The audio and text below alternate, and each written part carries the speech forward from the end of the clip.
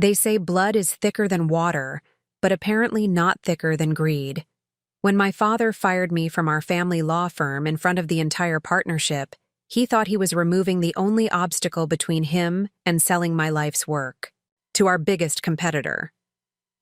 What he didn't know was that I had already built something he could never touch, never steal, and never destroy. Before we jump back in, tell us where you're tuning in from, and if this story touches you, make sure you're subscribed because tomorrow I've saved something extra special for you. The morning everything changed started like any other Tuesday at Sterling & Associates Family Law. I arrived at our downtown office at 6:30, as I had every workday for the past 8 years since graduating summa cum laude from Harvard Law School and joining what I believed was my family's legacy firm. The marble lobby gleamed under the early morning light streaming through floor-to-ceiling windows that offered a commanding view of the city's financial district. The brass nameplate reading Sterling & Associates, established 1987, had always filled me with pride, representing 3 decades of my father's dedication to building one of the most respected family law practices on the East Coast. My name is Victoria Sterling, and until that Tuesday morning, I was a senior partner at Sterling & Associates, specializing in high-net-worth divorce proceedings and complex custody arrangements. I had spent the better part of a decade building a reputation as one of the most effective family law attorneys in the state, with a client list that included Fortune 500 executives, entertainment industry figures, and political leaders whose personal matters required the highest levels of discretion and expertise. The firm occupied 3 floors of a prestigious building in the heart of the legal district, with mahogany-paneled conference rooms, a law library that housed an extensive collection of legal precedents and case studies, and private offices that reflected the sophistication and success our clients expected. The environment projected exactly the kind of established authority and professional excellence that attracted clients facing the most challenging and sensitive family law issues. I had arrived early that morning to review case files for a particularly complex divorce proceeding involving a technology executive whose company was preparing for an initial public offering. The case required intricate analysis of stock options, intellectual property rights, and international asset distribution, the kind of sophisticated legal work that had become my specialty. The client was prepared to pay substantial fees for the expertise and discretion that our firm provided, and the successful resolution of such cases had contributed significantly to the firm's reputation and financial growth. My father, Richard Sterling, typically arrived at the office by 7:15, a habit he had maintained throughout his legal career.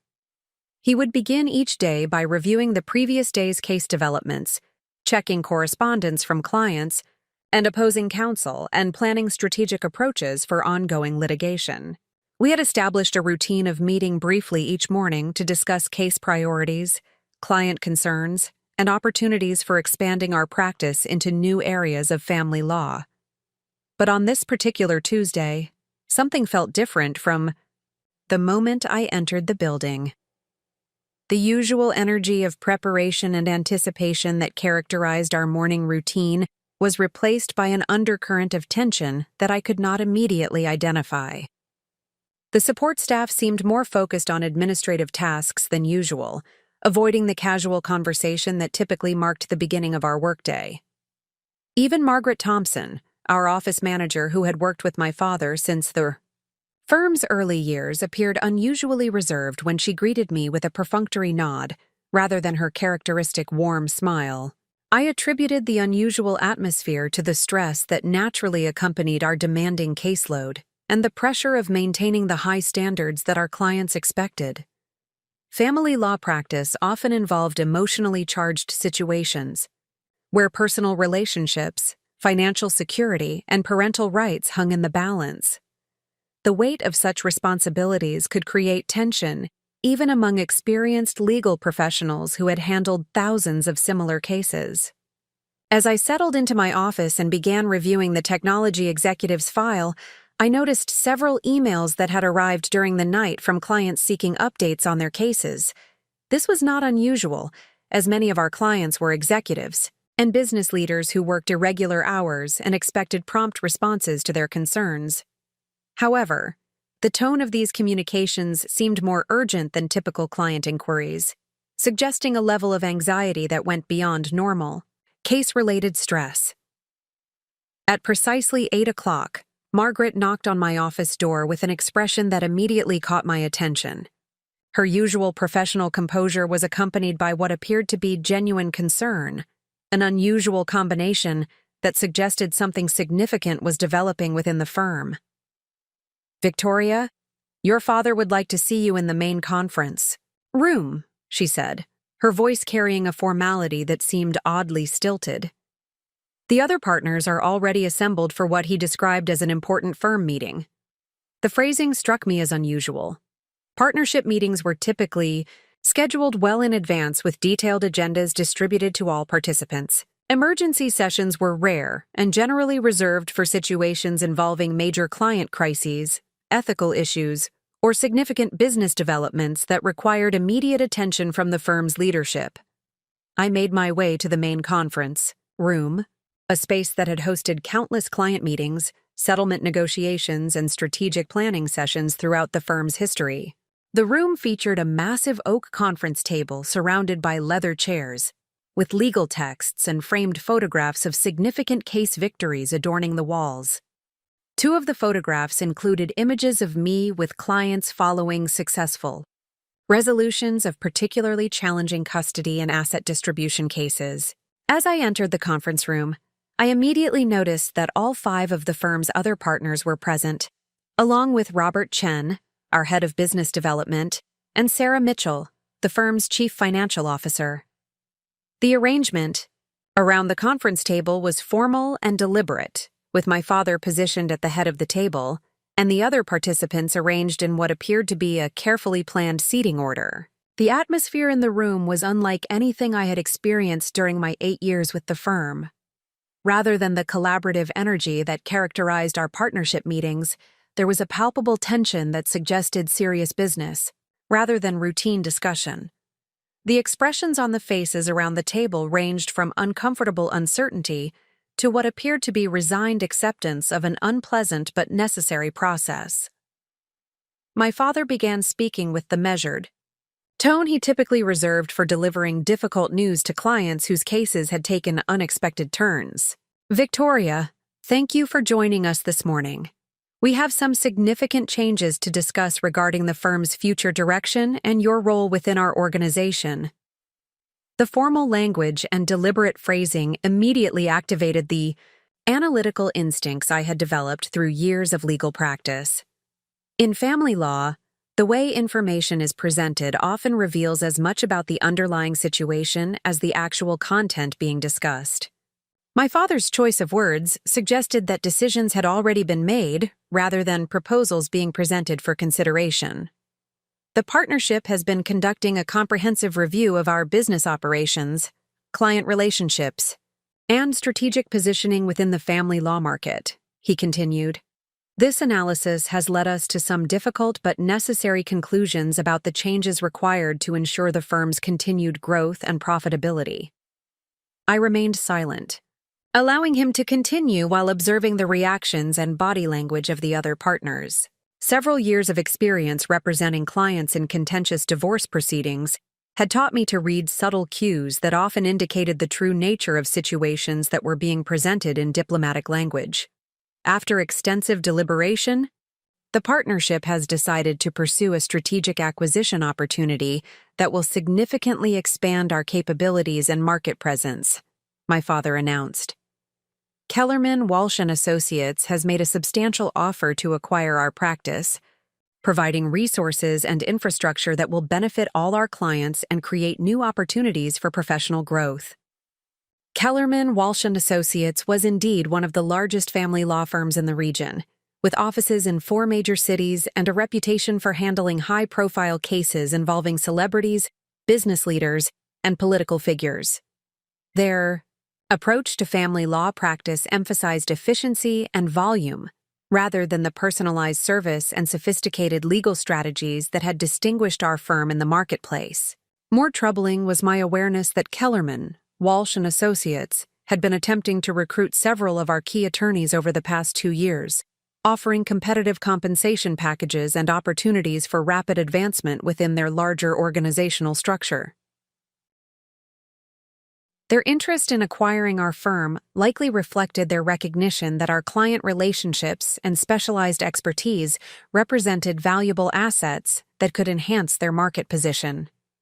However, my father continued, this acquisition requires certain organizational changes to ensure smooth integration with Kellerman, Walsh's existing operations and management structure. The transition will involve adjustments to partnership arrangements and role assignments that reflect the priorities and preferences of our new colleagues. The euphemistic language was beginning to reveal the true nature of the announcement. In legal practice, terms like organizational changes and role adjustments often masked more significant alterations to established relationships and responsibilities.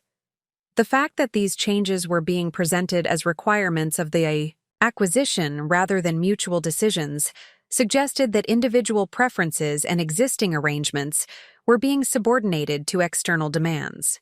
Victoria, while your contributions to the firm have been substantial, Kellerman, Walsh has expressed concerns about potential redundancy in certain practice areas, my father said, his tone remaining professionally neutral despite the personal nature of the statement. They have indicated that the acquisition would proceed more smoothly without overlapping specializations that might create internal competition or client confusion. The meaning was becoming clear, though the diplomatic presentation continued to obscure the full implications of what was being announced. In acquisition situations, redundancy concerns typically meant that the acquiring firm already possessed capabilities similar to those being acquired, making certain positions unnecessary within the combined organization. Therefore, the partnership has agreed that your separation from the firm would be in everyone's best interests, my father concluded. This decision will enable Kellerman, Walsh to proceed with the acquisition, while providing you with an opportunity to pursue other professional options that might be better aligned with your individual career goals.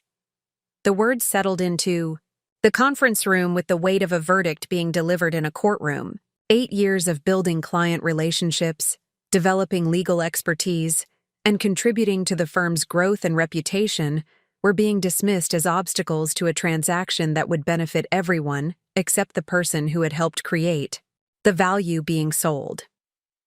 But what struck me most profoundly was not the betrayal itself, but the realization that this outcome had been planned and negotiated without my knowledge or input. The partnership meeting was not a discussion or consultation, but rather a formal notification of decisions that had already been finalized.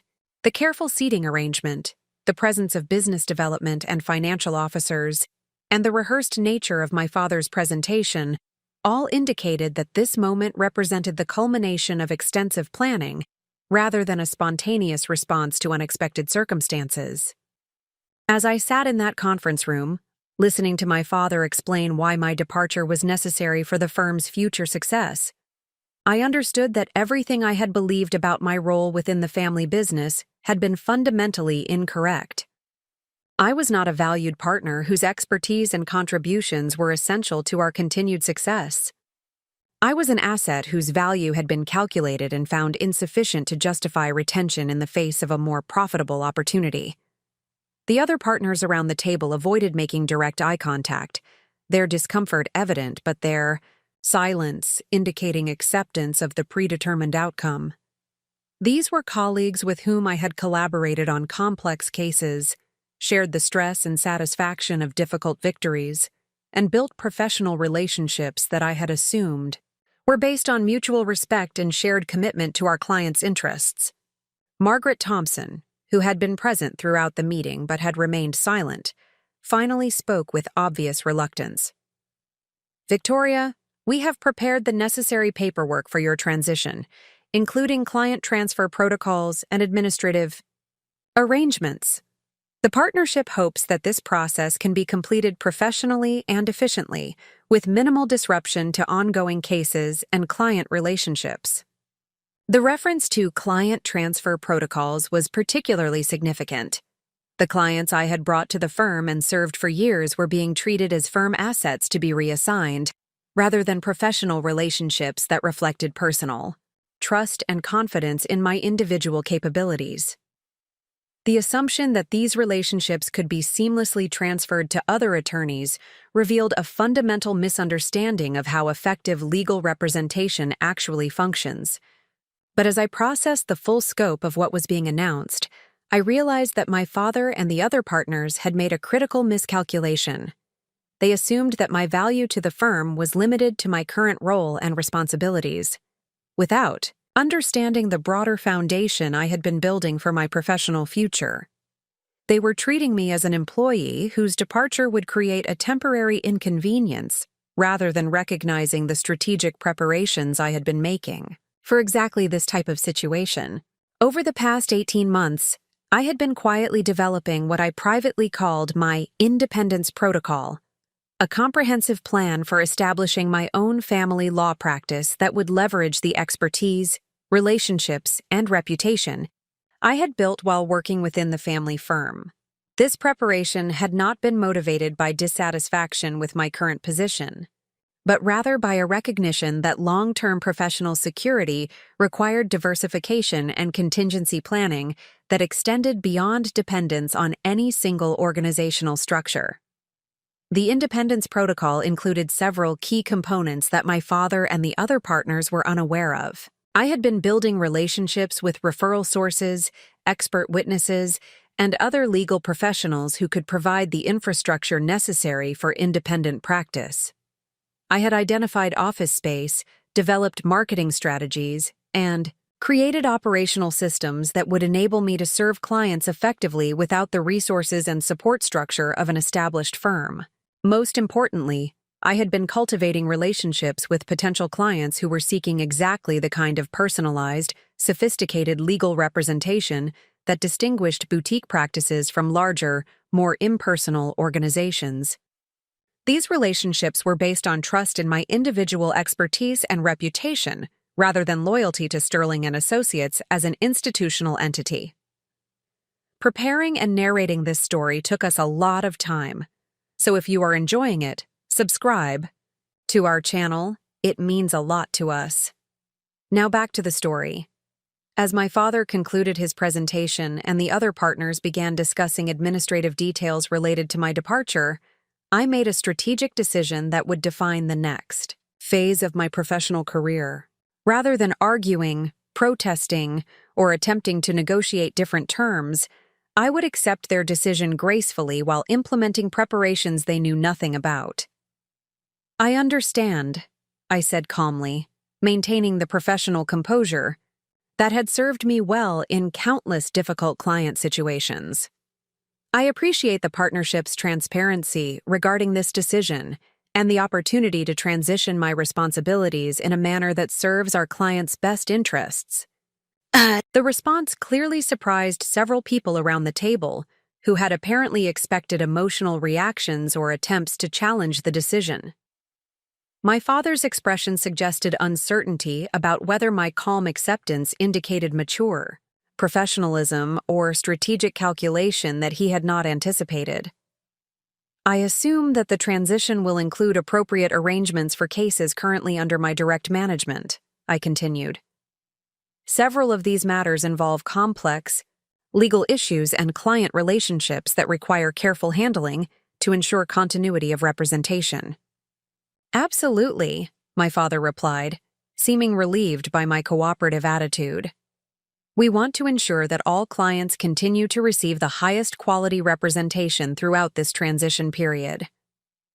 In that case, I would recommend that we schedule individual meetings with each affected client to explain the changes and introduce them to their new attorneys," I suggested.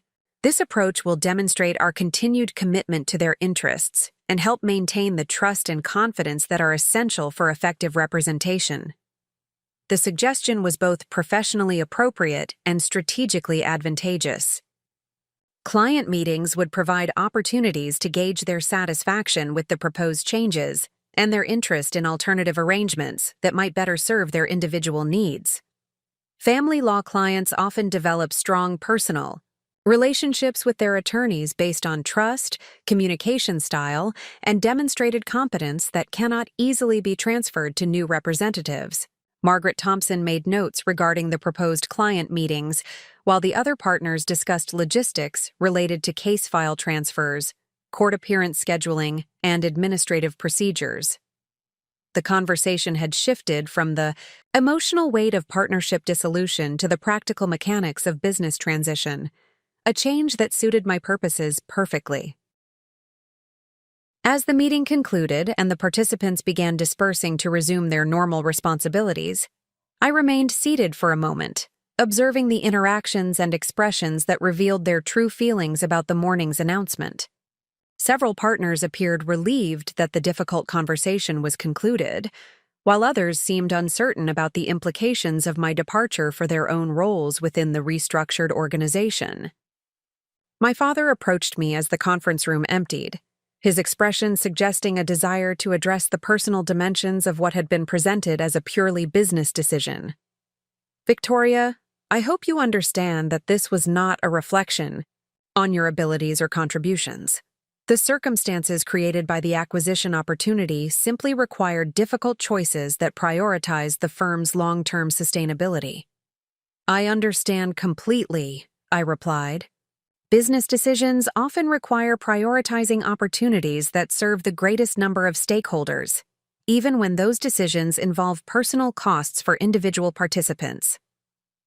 The response was diplomatically neutral, but carried implications. That suggested my understanding extended beyond the surface explanation of recent events. My father's expression indicated uncertainty about whether my acceptance reflected genuine comprehension or strategic positioning for future actions he had not considered. As I returned to my office to begin the process of organizing my departure, I reflected on the irony of the situation that had just unfolded. My father believed he was removing an obstacle to a profitable acquisition while preserving the value of client relationships and legal expertise that could be seamlessly transferred to new management. The reality was that he had just provided me with the motivation and opportunity to implement plans that would allow me to compete directly with the organization he was selling, using capabilities and relationships that existed independently of Sterling & Associates' institutional structure. The independence protocol I had been developing was about to be tested in ways I had not anticipated. But the foundation was solid, and the timing was actually advantageous.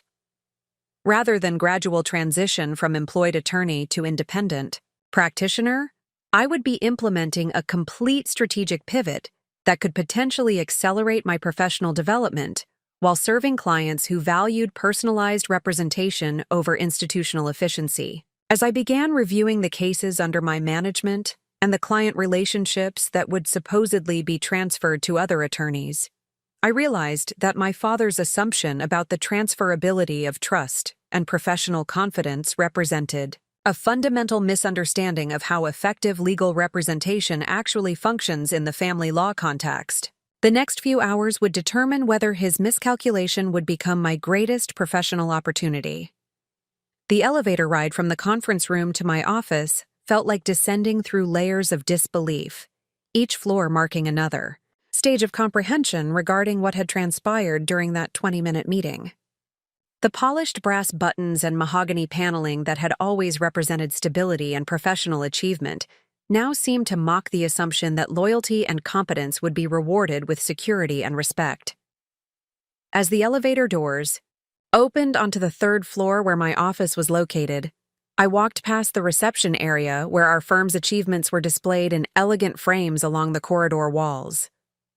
Awards from the State Bar Association, recognition from family law journals, and photographs from charitable events where Sterling & Associates had demonstrated community leadership and professional excellence. Many of these accomplishments had resulted directly from cases I had handled, strategies I had developed, and relationships I had cultivated throughout my 8 years with the firm. The irony was profound and educational. The very successes that had elevated the firm's reputation and market value were now being transferred to another organization as part of a transaction that explicitly excluded the person who had created much of that value. My father had essentially sold my professional achievements to competitors who would benefit from work they had never performed, while dismissing my future contributions as redundant to their existing capabilities. I entered my office and closed the door, creating a moment of privacy to process the full implications of what had just occurred. The space reflected 8 years of professional development and personal investment in building something I had believed would be a lifelong career foundation. Legal texts, case files, and client correspondence filled bookcases and filing cabinets that contained the documentation of countless hours spent mastering the complexities of family law practice. More personally meaningful were the photographs and mementos that represented relationships with clients whose lives had been positively impacted by effective legal representation during their most challenging personal circumstances. A handwritten thank you note from a mother who had secured primary custody of her children after a difficult divorce. A photograph from the remarriage of a client whose property settlement had enabled her to rebuild her financial security. These items represented the human dimension of legal practice that transcended billable hours and profit margins. But as I settled behind my desk and began to analyze the morning's events with the systematic approach I applied to complex legal problems, I realized that my initial shock was giving way to a more sophisticated understanding of the strategic situation I was facing. The betrayal was certainly painful on a personal level, but it was also providing clarity about professional realities I had perhaps been naive to ignore.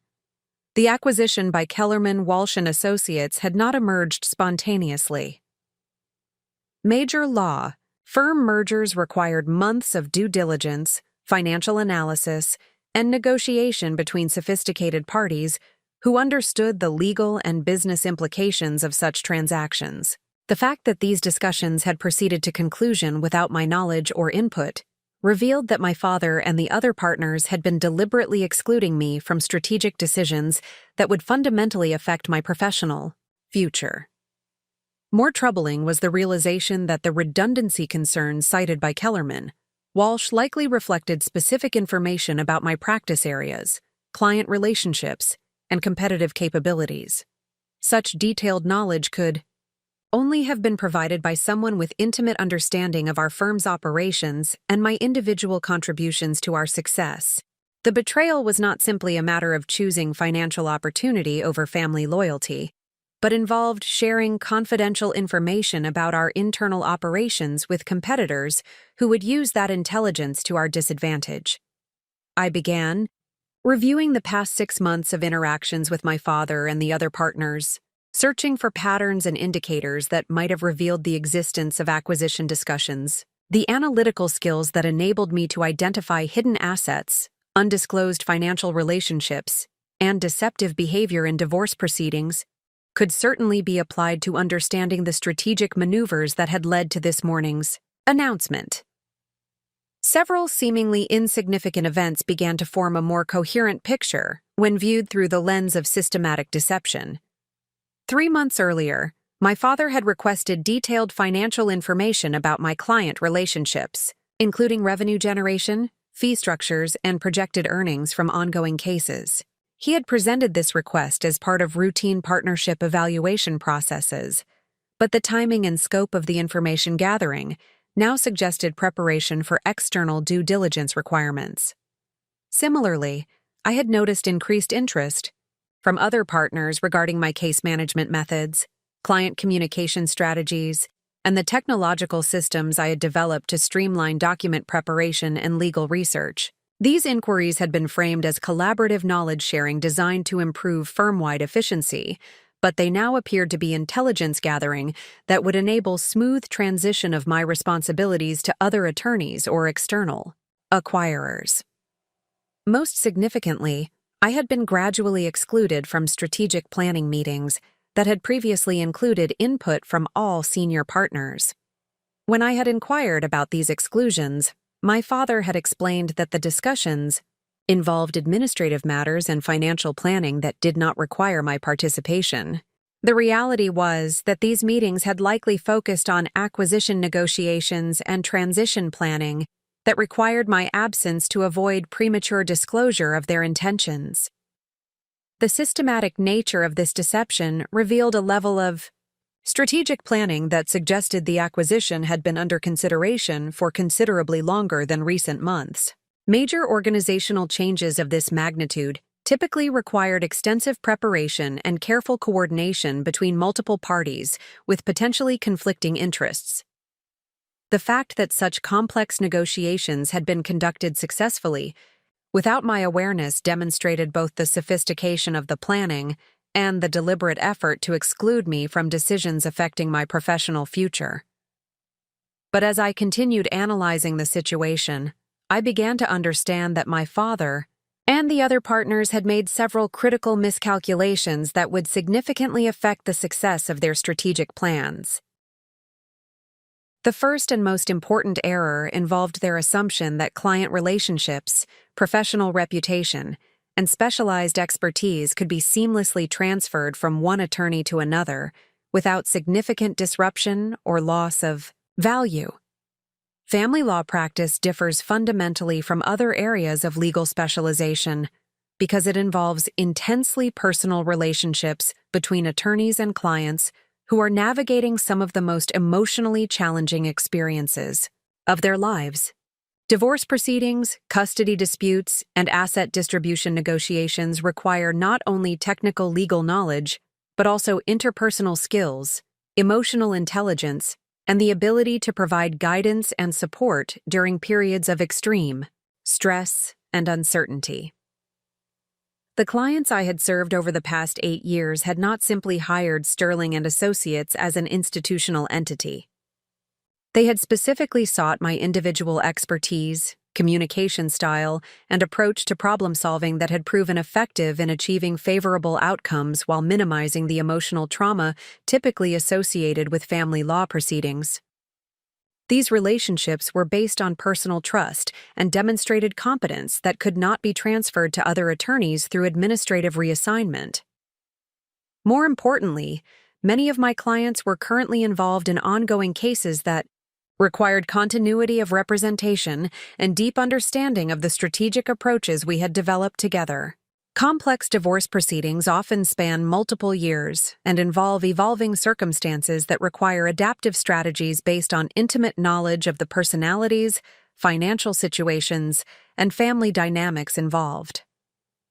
Transferring such cases to new attorneys would inevitably result in reduced effectiveness and client dissatisfaction that could damage the firm's reputation and financial performance.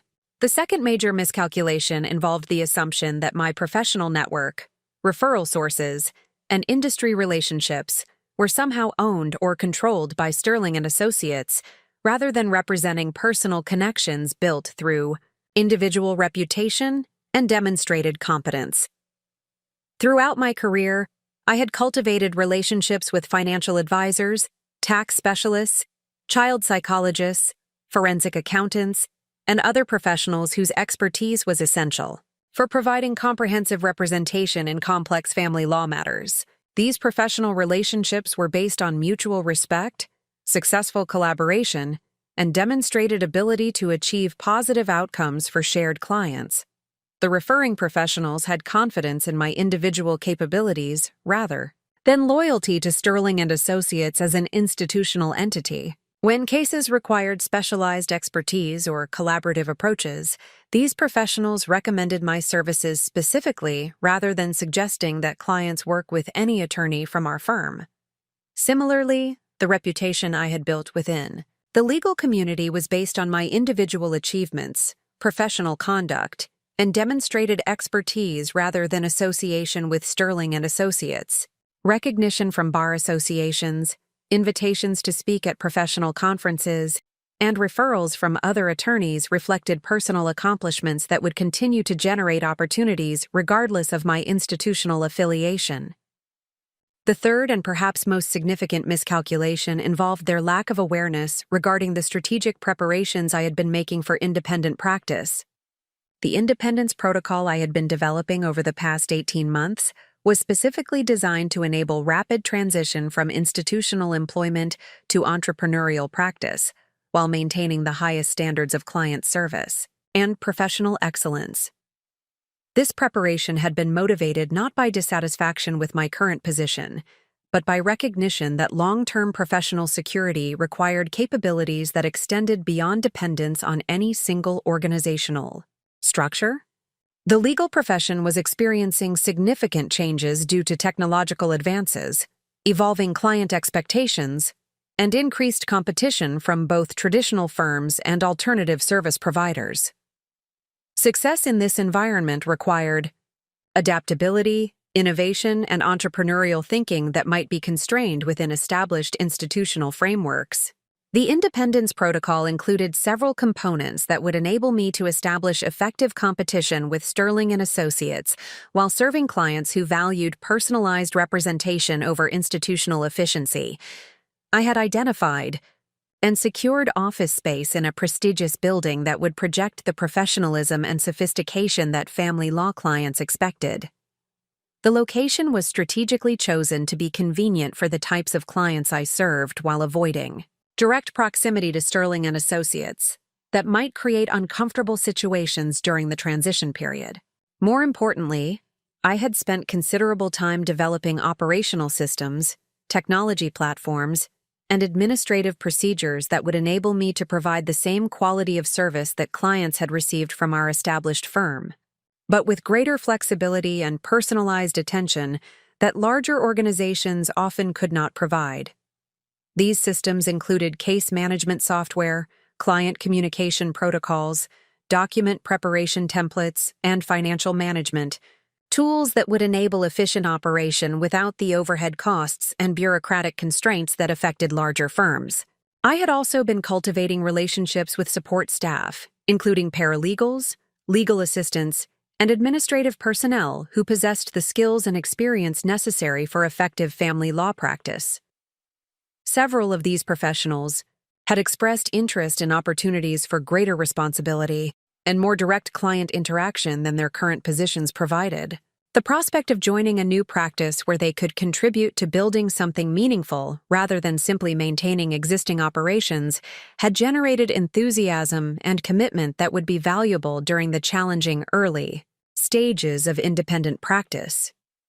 Perhaps most importantly, I had been developing what I privately called my client sanctuary protocol, a comprehensive approach to serving family law clients that prioritized their emotional well-being and long-term interests over short-term financial gain. This approach recognized that effective family law representation required understanding the broader context of clients' lives and providing guidance that extended beyond immediate legal issues to help them build stable, healthy foundations for their future relationships and family structures. The Client Sanctuary Protocol emphasized transparency and communication, collaborative problem-solving that involved clients as active participants in developing strategies, and focus on outcomes that promoted healing and positive co-parenting relationships, rather than simply maximizing financial advantage or legal victories. This approach had proven extremely effective in generating client satisfaction, positive referrals, and successful long-term outcomes that distinguished my practice from attorneys who focused primarily on aggressive litigation and adversarial tactics. As I completed my analysis of the morning's events and their broader implications, I realized that my father's decision to exclude me from the firm had actually accelerated the implementation of professional plans that might otherwise have taken several more years to fully develop. Rather than gradual transition from employed attorney to independent practitioner, I would be implementing a comprehensive strategic pivot that could potentially establish me as a significant competitor in the family law market much sooner than originally anticipated. The forced timing was certainly challenging, but the foundation was solid and the market opportunity was substantial. Many potential clients were actively seeking alternatives to large, impersonal law firms that treated family law matters as routine business transactions rather than deeply personal challenges requiring empathy, creativity, and individualized attention. The trend toward boutique legal practices that offered specialized expertise and personalized service was growing throughout the legal profession, driven by client dissatisfaction with the bureaucratic inefficiency and reduced personal attention that often characterized larger organizational structures. More importantly, The ethical issues involved in the acquisition of Sterling and Associates by Kellerman, Walsh and Associates created opportunities for positioning my new practice as an alternative that prioritized client interests over institutional financial objectives. Many of our current clients had specifically chosen Sterling and Associates because they believed they were working with a family-owned firm that would provide personalized attention and maintain consistent representation throughout their cases. The discovery that their cases were being transferred to a large, impersonal organization as part of a business transaction might generate interest in alternative arrangements that could better serve their individual needs. As I began preparing for the client meetings that would supposedly facilitate smooth transition of my cases to other attorneys, I realized that these conversations would actually provide perfect opportunities to gauge client satisfaction with the proposed changes and their interest in alternative representation that might better align with their original expectations and preferences. The independence protocol was about to be tested under circumstances I had not anticipated, but the strategic foundation was comprehensive and the timing might actually prove advantageous for establishing sustainable competitive advantage in the family law market while serving clients who valued authentic professional relationships over institutional efficiency. The afternoon following my dismissal from Sterling and Associates presented the first opportunity to fully assess the strategic resources I had been building over the previous 18 months. What my father and the other partners perceived as an abrupt termination that would leave me professionally vulnerable was actually the catalyst for implementing comprehensive preparations they had never suspected existed. I drove directly from the downtown office to a location that would soon become the foundation of my independent practice. The building at 1247 Lexington Avenue stood 12 stories tall in the heart of the city's professional district. Its granite, facade and bronze detailing conveying exactly the kind of established authority and sophisticated professionalism that family law clients expected from their legal representation. The structure had been designed specifically for professional services, with floor plans that accommodated law offices, medical practices, and financial advisory firms that required both privacy and accessibility for clients facing sensitive, personal matters. The elevator carried me to the 8th floor, where I used a key that my father had never seen to unlock the door of Suite 812. The space beyond represented months of careful planning and strategic preparation that had been conducted, entirely outside the knowledge or oversight of anyone at Sterling and Associates. The 2,400 square feet had been designed specifically for boutique family law practice, with client conference rooms that provided comfortable, confidential environments for discussing intimate personal matters, private offices that could accommodate both individual consultations and collaborative meetings with financial experts or child psychologists, and administrative areas that would support efficient case management and document preparation.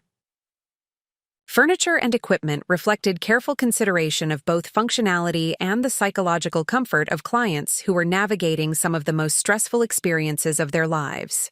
The reception area featured comfortable seating arranged to promote privacy rather than institutional efficiency, with warm lighting and natural materials that created an atmosphere of professional competence without the intimidating formality that many clients found threatening. The conference rooms included technology that would enable secure video consultations with clients who preferred remote meetings, as well as systems for presenting complex financial information in formats that non-attorneys could easily understand and participate in developing. More importantly, the office space had been fully operational for the past 6 weeks, though I had been using it primarily for evening and weekend work that supplemented my responsibilities at Sterling and Associates. The independence protocol had required this parallel operational capability to ensure that the transition to independent practice could occur seamlessly whenever circumstances made such a change necessary or advantageous. The technological infrastructure represented perhaps the most sophisticated aspect of my preparation. Rather than relying on the case management systems and client communication platforms that Sterling and Associates had implemented years earlier, I had invested in state-of-the-art legal technology that would provide competitive advantages in efficiency, security, and client service. The document management system enabled rapid preparation of pleadings, settlement agreements, and court filings, while maintaining the highest standards of accuracy and professional presentation. The client portal allowed secure communication and document sharing that gave clients unprecedented access to their case information while maintaining strict confidentiality protections. The financial management systems had been designed specifically for the billing practices and fee structures that would distinguish my independent practice from larger, more impersonal firms. Rather than the hourly billing models that most family law firms employed, I had developed value-based pricing strategies that aligned my compensation with the outcomes I achieved for clients. This approach required sophisticated cost analysis and project management capabilities, but it provided transparency and predictability that clients found much more appealing than traditional hourly arrangements where they had limited control over their total legal expenses. The secure file storage systems included both physical and digital components that would protect client confidentiality while enabling rapid access to case information when needed for court proceedings, settlement negotiations, or collaborative meetings with other professionals. The backup and disaster recovery protocols ensured that client information would remain secure and accessible even in the event of technological failures or other business disruptions that could compromise the continuity of representation. But the most valuable component of my technological preparation was the comprehensive client relationship management system that I had been developing throughout my tenure at Sterling & Associates. This database contained detailed information about every client I had served, including not only case outcomes and legal strategies, but also personal preferences, communication styles, family dynamics, and life circumstances that affected their legal needs and decision-making processes. More importantly, the database included systematic analysis of which types of legal strategies and interpersonal approaches had proven most effective with different client personalities and family situations. This information represented 8 years of learning and refinement that could not be replicated quickly by other attorneys, regardless of their technical legal knowledge or general experience in family law practice. The insights contained in this system would enable me to provide more effective representation and achieve better outcomes than competitors who lacked such detailed understanding of what actually worked in real-world family law situations. The client relationship management system also included comprehensive contact information for the professional network I had been cultivating throughout my career. Financial advisors who specialized in divorce planning and asset protection, tax specialists who understood the complex implications of property settlements and alimony arrangements, child psychologists and family therapists who could provide expert testimony and ongoing support for families navigating custody disputes, forensic accountants who could identify hidden assets and develop accurate valuations of complex business interests, real estate appraisers, business valuation experts, and investment advisors who could provide the specialized knowledge required for high-net-worth divorce proceedings. These professional relationships represented one of the most valuable and transferable aspects of my legal practice. The referring professionals had developed confidence in my expertise and approach through years of successful collaboration on challenging cases. When they recommended legal representation to their clients, they specifically suggested working with me rather than simply referring them to Sterling & Associates as an institutional entity. These relationships would continue to generate referrals and collaborative opportunities regardless of my institutional affiliation, providing a sustainable source of new clients for my independent practice. The preparation had also included development of what I privately termed my ethical differentiation strategy, a comprehensive approach to family law practice that would distinguish my services from both large impersonal firms and smaller practices that competed primarily on price rather than value. This strategy recognized that many potential clients were seeking alternatives to the adversarial litigation model that dominated family law practice, preferring collaborative approaches that prioritize the long-term well-being of children and the possibility of maintaining respectful relationships between former spouses. The ethical differentiation strategy emphasized transparency in all aspects of the attorney-client relationship, including fee structures, case strategy development, and realistic assessment of likely outcomes based on legal precedents and judicial preferences. Rather than encouraging unrealistic expectations or prolonging litigation to generate additional fees, this approach focused on achieving efficient resolution of disputes while protecting clients' essential interests and preserving their financial resources for rebuilding their lives after divorce. The strategy also included comprehensive client education programs that helped individuals understand their legal rights and options while developing realistic expectations about the divorce process and its likely outcomes. Many clients entered family law proceedings with limited understanding of how the legal system actually functioned, making them vulnerable to manipulation by unscrupulous attorneys or unrealistic hopes about what could be achieved through litigation. The education programs addressed these vulnerabilities while empowering clients to make informed decisions about their legal strategies and life planning. Perhaps most importantly, the ethical differentiation strategy included systematic follow-up and support that extended beyond the conclusion of legal proceedings.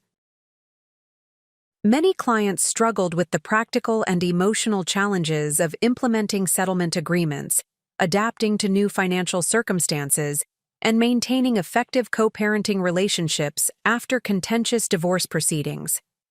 The ongoing support services address these challenges while generating additional revenue and strengthening client relationships that could lead to future referrals and expanded practice opportunities. The marketing and business development components of my preparation had been equally systematic and strategic. Rather than relying on traditional advertising methods that generated inquiries from price-sensitive clients seeking lowest-cost legal services, I had been developing relationships with professionals who served the same target market of affluent individuals facing complex family law challenges. These relationships included financial advisors, accountants, business consultants, and mental health professionals who regularly encountered clients whose personal circumstances required sophisticated legal representation. The referral relationships had been cultivated through professional education seminars, collaborative casework, and participation in organizations that brought together professionals serving high-net-worth individuals and families. These activities had established my reputation as a knowledgeable and reliable resource for complex family law matters, while generating a pipeline of potential clients who valued expertise and personalized service over cost minimization.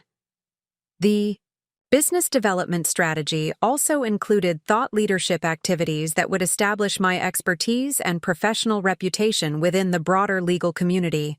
I had been writing articles for legal publications, speaking at professional conferences, and participating in bar association committees that focused on family law practice improvement and ethical standards. These activities had generated recognition from colleagues and potential clients, while building the kind of professional credibility that would support successful independent practice. The financial planning aspects of my preparation had been particularly crucial given the challenges involved in transitioning from employed attorney to independent practitioner. I had been systematically building financial reserves that would support business operations and personal expenses during the inevitable period when revenue from new clients would take time to develop. The financial planning had also included securing lines of credit and banking relationships that would provide working capital for case expenses, technology investments, and office operations during the growth phase of the practice. More importantly, I had been developing fee structures and billing practices that would generate sustainable revenue, while providing value that clients would recognize and appreciate. The traditional hourly billing model that dominated legal practice often created adversarial relationships between attorneys and clients, with clients viewing every conversation and document review as an additional expense rather than value-added service. The alternative fee arrangements I had designed would align my financial interests with client objectives, while providing predictability and transparency that would enhance rather than strain the attorney-client relationship. The operational planning had addressed every aspect of running an effective law practice, from client intake procedures and case management protocols to court filing systems and document production workflows. I had identified and established relationships with vendors who could provide printing, copying, court reporting, and other services that would be required for effective case management. The administrative systems had been designed to minimize overhead costs while maintaining the highest standards of professional service and client communication. The staffing plan included recruitment and hiring strategies for the paralegal, legal assistant, and administrative support positions that would be required as the practice grew. I had already identified several candidates who possessed the skills and experience necessary for effective family law practice, including individuals who had expressed interest in opportunities for greater responsibility and more direct client interaction than their current positions provided.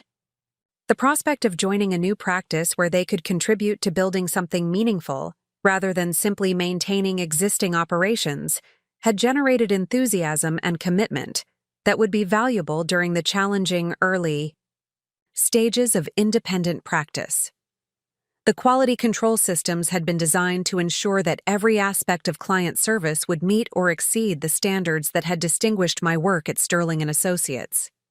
These systems included document review protocols, case timeline management, client communication standards, and professional development requirements that would maintain the expertise and effectiveness that clients expected from premium legal representation.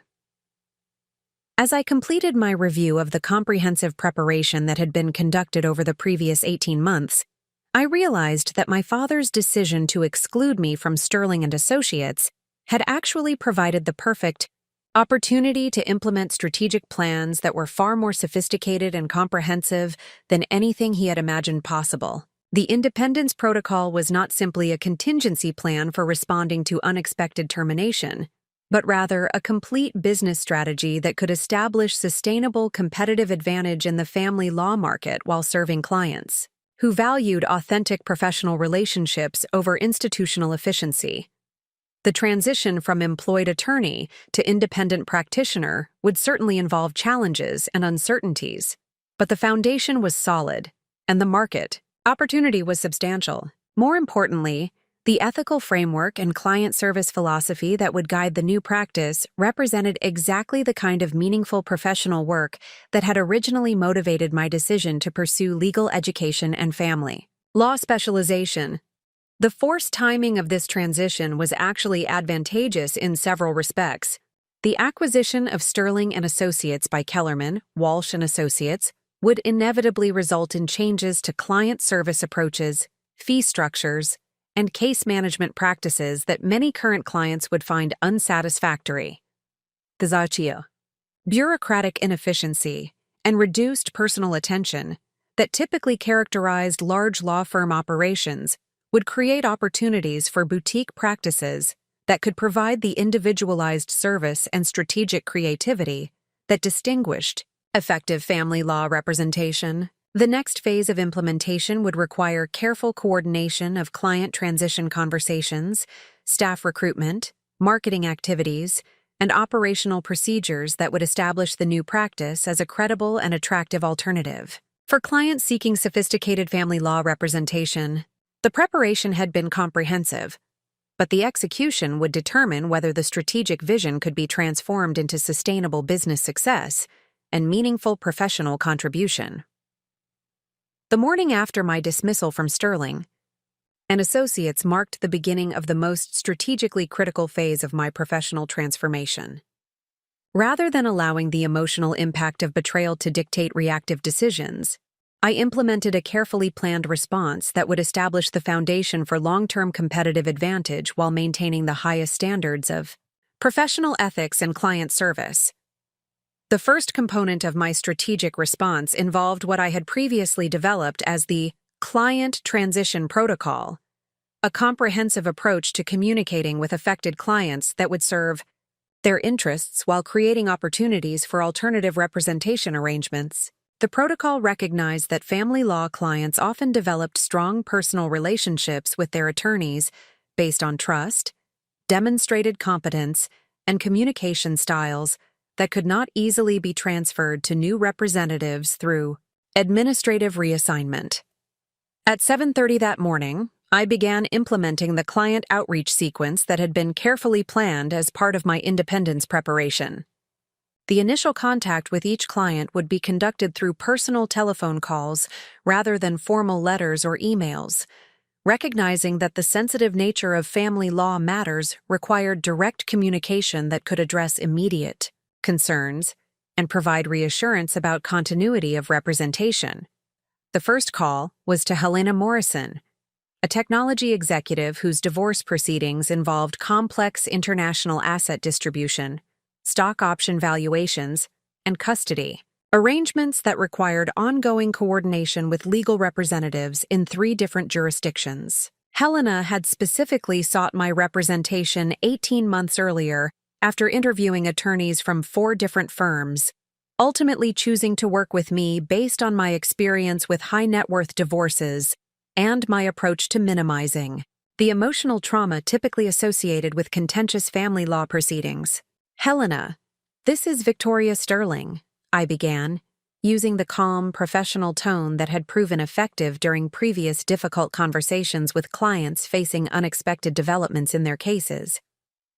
"I am calling to inform you personally about some significant changes at Sterling & Associates that will affect your representation, and to discuss options that will ensure continuity of your legal services." The direct approach was intentionally designed to convey both respect for her intelligence and commitment to transparency in our professional relationship. Helena had built her career as a senior executive in the technology sector, where she regularly made complex decisions based on comprehensive information and strategic analysis. She would expect and appreciate straightforward communication about circumstances that could affect her legal representation. "What kind of changes are we talking about?" Helena asked, her voice immediately reflecting the focused attention she brought to business matters that required careful consideration. "Sterling & Associates has been acquired by Kellerman, Walsh & Associates, and the transition will involve reassignment of client relationships to attorneys within the acquiring firm," I explained.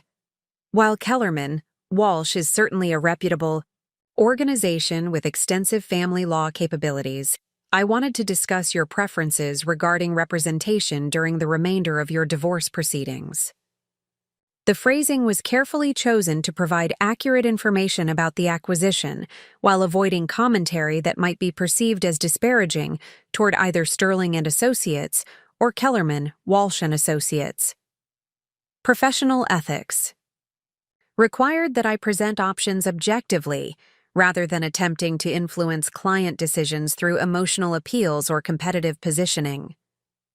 Helena's response was immediate and decisive. "Victoria, I chose to work with you specifically because of your expertise and approach to handling complex divorce matters. The firm affiliation was secondary to my confidence in your individual capabilities. What alternatives are available that would allow me to continue working with you directly?" This reaction confirmed the strategic assumption that had guided my preparation for independent practice. Sophisticated clients who were paying substantial fees for specialized legal representation were primarily interested in working with specific attorneys rather than institutional entities. The personal relationships and demonstrated competence that had attracted these clients would continue to generate loyalty and referrals regardless of organizational changes. "I have established an independent practice that will enable me to continue providing the same quality of representation while offering greater flexibility and personalized attention," I replied. "The transition would involve transferring your case files to my new firm, with no interruption in the strategic approach we have developed for your proceedings." The conversation continued for 25 minutes, during which Helena asked detailed questions about the operational capabilities of my new practice, the continuity of relationships with expert witnesses and financial advisors who had been supporting her case, and the implications for timing and strategy in her ongoing divorce proceedings. Her questions demonstrated both sophisticated understanding of legal practice management and genuine appreciation for the personalized attention and strategic creativity that had characterized our working relationship. By the conclusion of our conversation, Helena had committed to transferring her representation to my independent practice, expressing enthusiasm about the opportunity to work with a boutique firm that could provide even more individualized service than had been possible within the constraints of a larger organizational structure. Her decision validated the client sanctuary approach that would distinguish my practice from competitors who prioritized efficiency and volume over relationship building and customized legal strategies.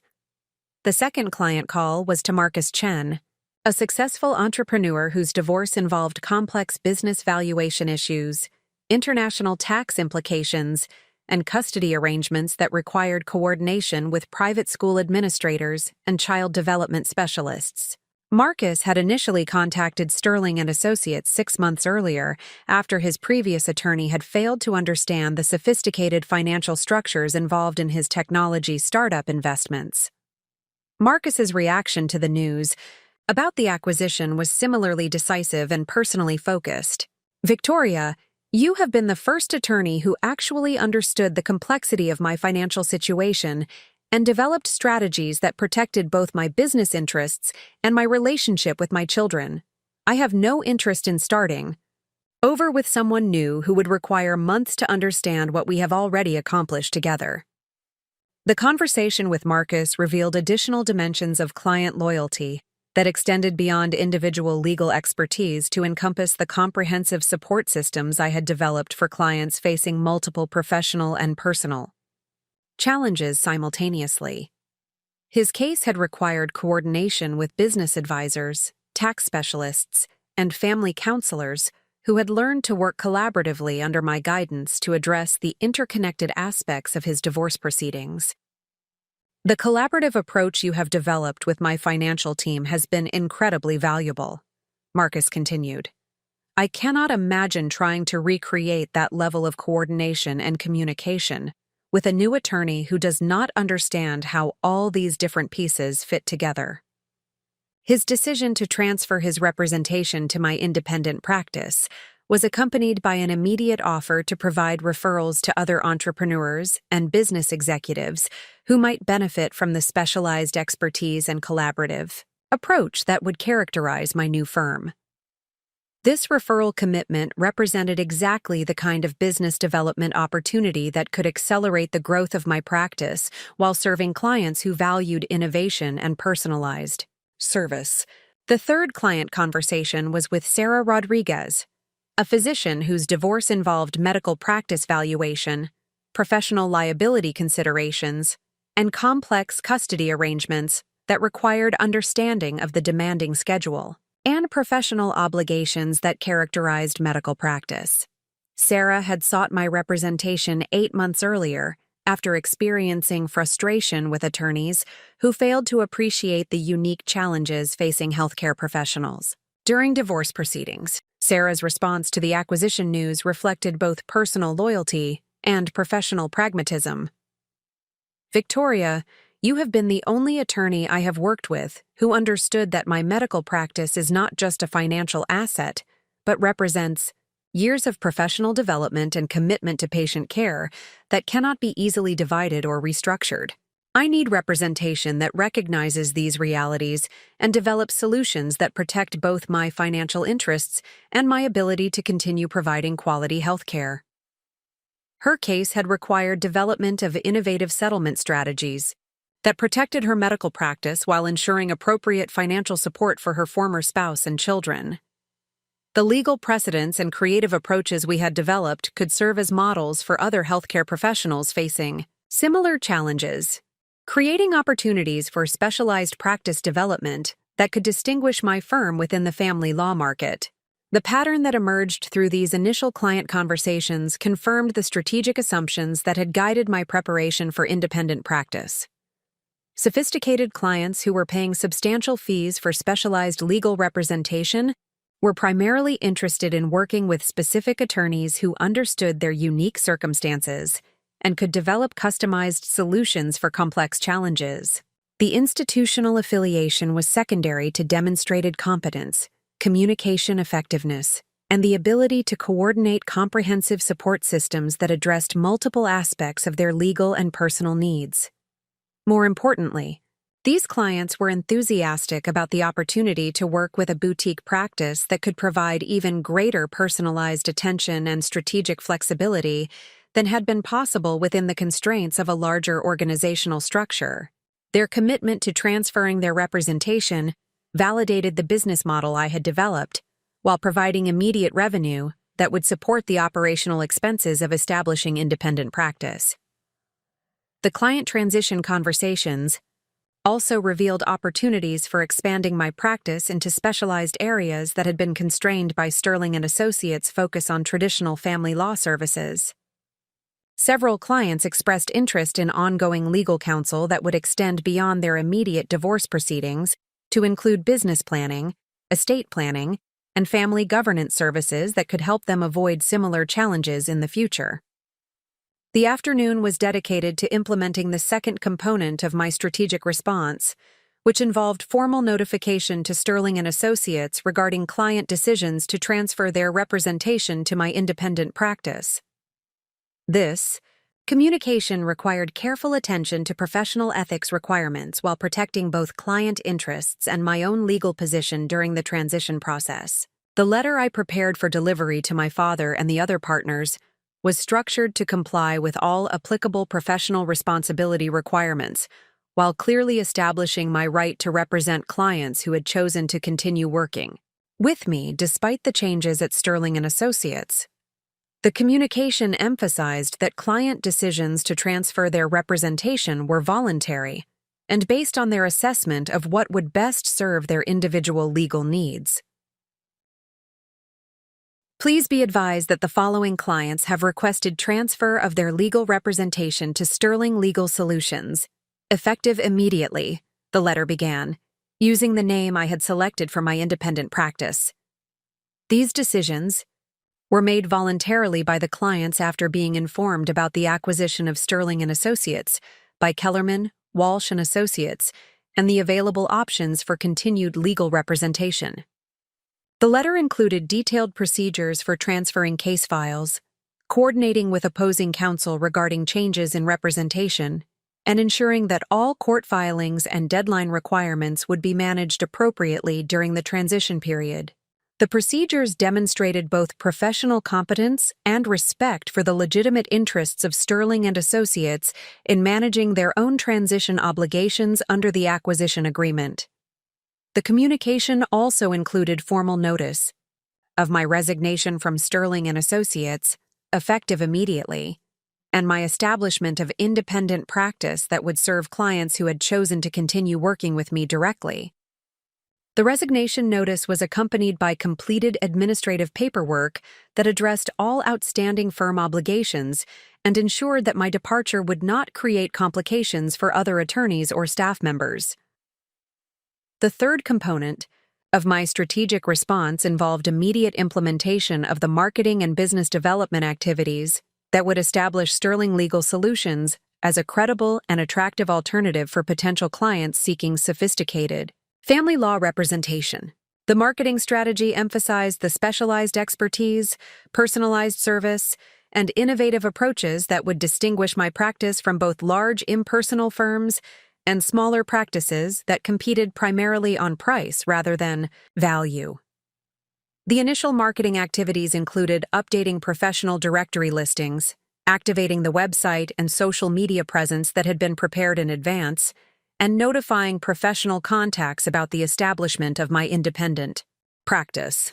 The communications emphasized the continuity of expertise and client service that would characterize the new practice while highlighting the enhanced flexibility and personalized attention that boutique firms could provide. The business development component included immediate outreach to the network of financial advisors, accountants, mental health professionals, and other specialists who had referred clients to me during my tenure at Sterling & Associates. These professional relationships represented sustainable sources of new client referrals that would support the growth of my practice while serving individuals who valued expertise and collaborative approaches to complex family law challenges. The message to referring professionals was carefully crafted to maintain existing relationships while introducing the enhanced capabilities that would be available through my independent practice. I am pleased to inform you that I have established Sterling Legal Solutions, an independent family law practice that will enable me to provide even more personalized and innovative representation for clients facing complex divorce and custody challenges. The communication began. The message continued to explain the advantages that boutique practice could provide for both clients and referring professionals, including greater scheduling flexibility, more direct communication with decision makers, and ability to develop customized service packages that addressed the specific needs of different client situations. The collaborative approach that had proven effective in previous cases would be enhanced through the greater autonomy and resource allocation flexibility that characterized independent practice. The response from referring professionals was immediate and enthusiastic. Several financial advisors expressed appreciation for the opportunity to work with a boutique firm that could provide more responsive service and greater strategic flexibility than larger organizations typically offered. The collaborative relationships that had been developed through previous cases provided a foundation for continued referrals and expanded professional partnerships that would benefit both my practice and the clients we served together. The fourth component of my strategic response involved activation of the comprehensive operational systems that had been prepared to support effective case management, client communication, and administrative efficiency from the first day of independent practice.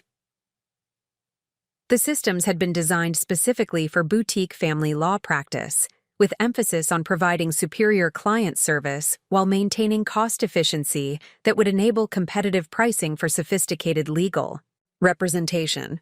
The case management system enabled immediate transition of existing client files while providing enhanced capabilities for document management, deadline tracking, and collaborative communication with clients and other professionals.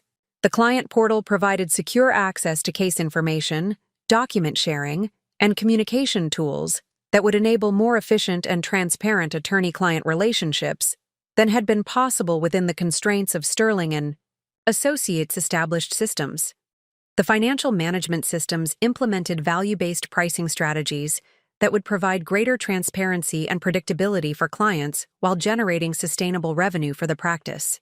Rather than traditional hourly billing that created adversarial relationships between attorneys and clients, the alternative fee arrangements aligned my compensation with the outcomes achieved for clients while providing cost certainty that sophisticated clients found much more appealing.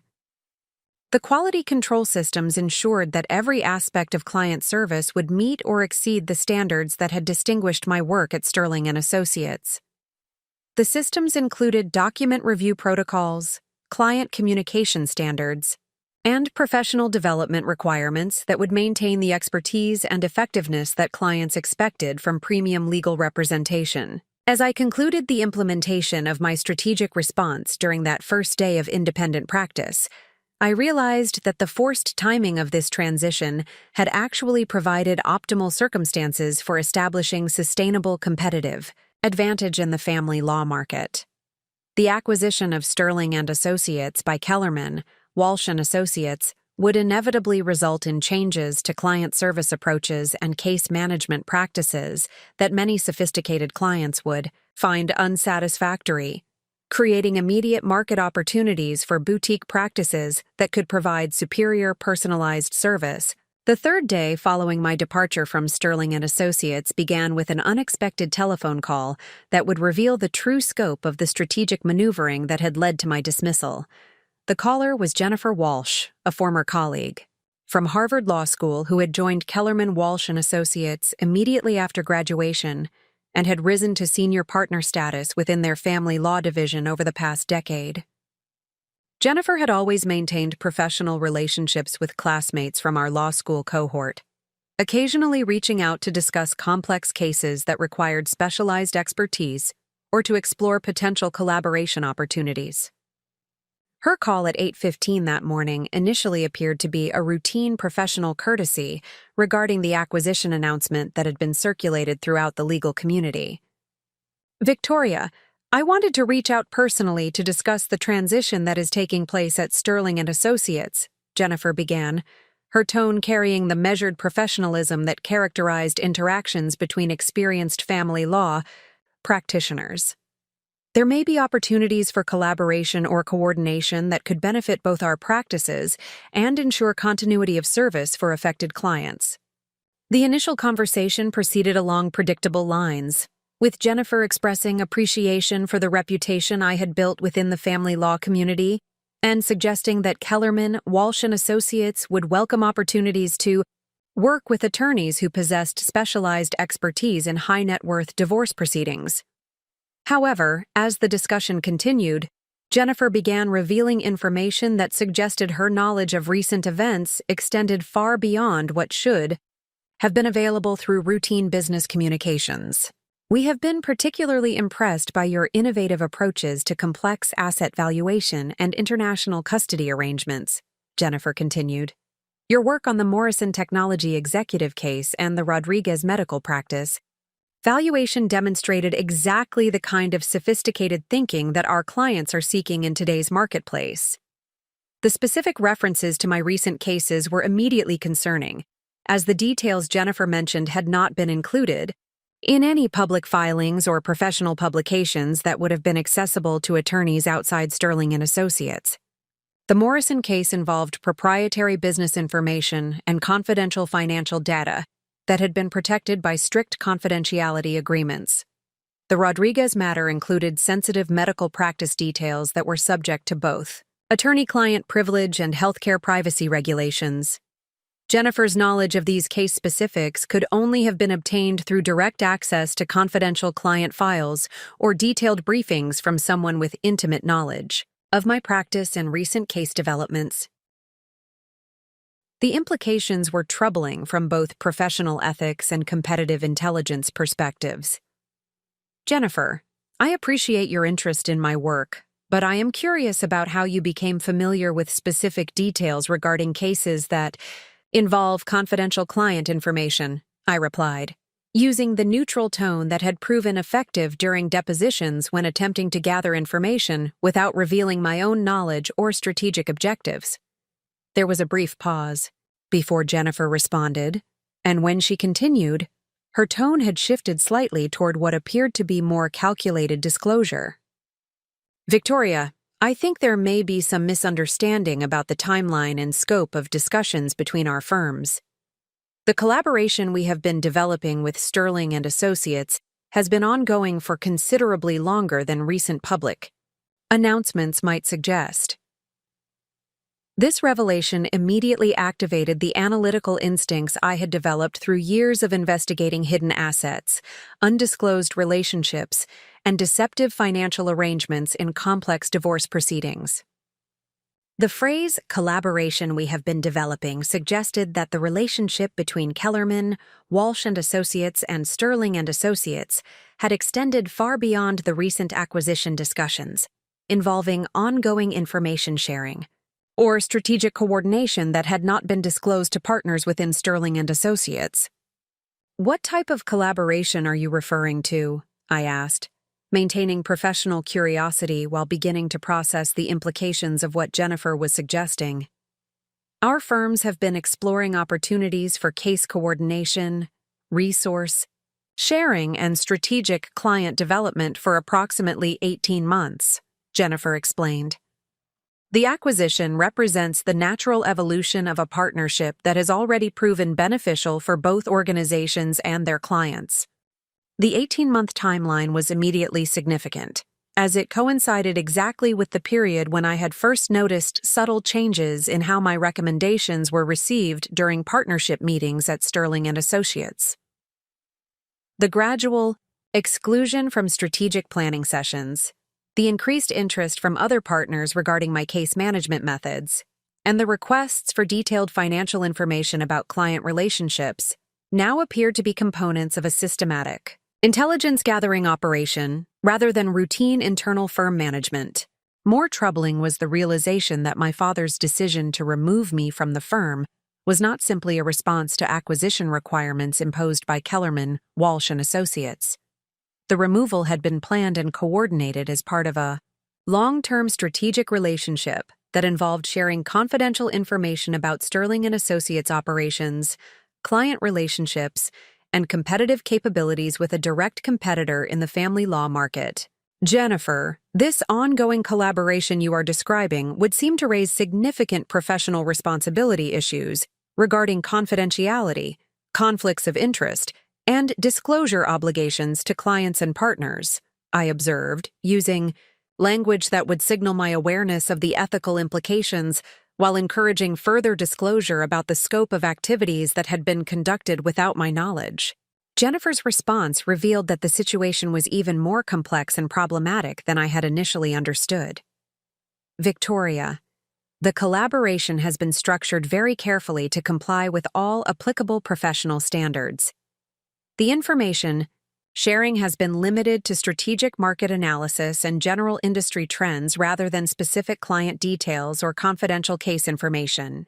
However, her earlier references to specific details from my recent cases directly contradicted this assertion about the scope of information sharing. The contradiction suggested either that Jennifer was not fully informed about the activities that had been conducted under the collaboration agreement, or that she was deliberately providing incomplete or misleading information about what had actually occurred. The conversation continued for another 15 minutes, during which Jennifer made several additional statements that revealed the systematic nature of the relationship between the two firms. References to coordinated client development strategies, shared market research, and complementary service offerings suggested that Kellerman, Walsh and Associates had been using information obtained from Sterling and Associates to develop competitive advantages in the family law market, while my father and the other partners received undisclosed benefits from the arrangement. After concluding the call with Jennifer, I immediately began conducting the type of investigative analysis that had proven effective when uncovering hidden assets and deceptive financial arrangements in complex divorce cases. The techniques for identifying systematic deception, tracing undisclosed relationships, and documenting patterns of suspicious activity could certainly be applied to understanding the strategic maneuvering that had led to my dismissal from Sterling and Associates.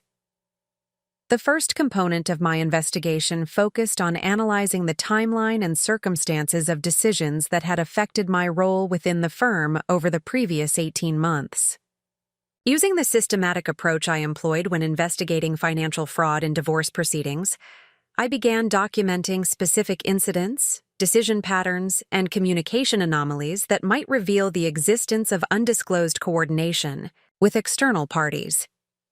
The exclusion from strategic planning meetings had begun approximately 16 months earlier, initially justified as focusing on administrative matters and financial planning that did not require input from all senior partners.